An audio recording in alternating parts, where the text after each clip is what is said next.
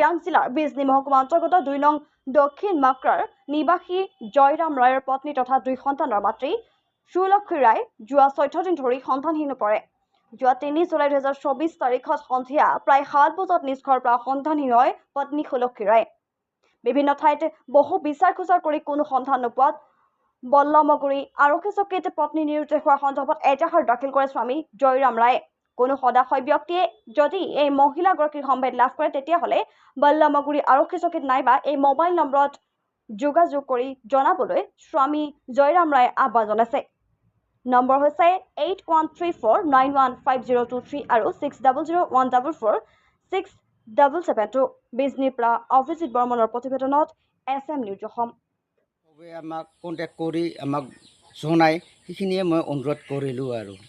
কেই সন্তানৰ মাতৃ? 2 সন্তানৰ মাতৃ হয়। 2টা ল'ৰা আছে, এটা ল'ৰা আছে, ডাঙৰ ল'ৰা এটা, সৰু ল'ৰা এটা।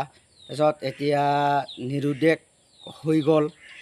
এতিয়া ক'ত গৈছে ক'ত জনাই এতিয়া সংসাৰত বহুত হাহাকাৰ সৃষ্টি হৈ আছে। তাৰ মাজত আমিও বহুত দুখ কৰি আছোঁ। মানে যাতে য'তে নাথাকক কিয় যাতে অতি সোনকালে ঘৰত আহি উপস্থিত হ'ব পাৰে এইখিনিকে মই অনুৰোধ কৰিলোঁ আৰু গাঁৱৰ এজন মই মেম্বাৰ হয় বুলি আৰু এইখিনিয়ে মই ক'ব লগা। তৰ্কাতৰ্কি হৈছিল, তৰ্কাতৰ্কি হোৱাতে এইবাৰ মই বাহিৰত ওলালোঁ, বাহিৰত এই ৰাস্তাত গ'লোঁ, ৰাস্তাৰ পৰা এইবাৰ আহি চাং ঘৰত নাই মাইকীটো। মাইকীকো তাৰে পৰা যে নাই 3 তাৰিখৰ পৰা আজিলৈকে নাই মাইকীকো। কিমান দিন হ'ল? আজি 13 দিন হ'ল। ক'ৰ পৰা নিৰুদ্দেশ হৈছে? ঘৰৰ পৰাই নিৰ্দেশ হৈছে সন্ধ্যাবেলা।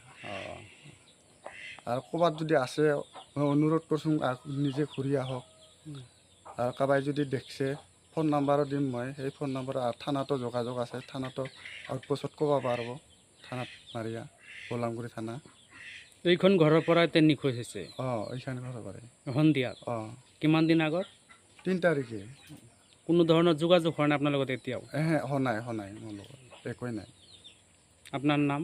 মোৰ নাম জয়ৰাম ৰায়। আৰু গাঁৱৰ নাম? গাঁৱৰ হ'ল 2 নং দক্ষিণ মাক্ৰা।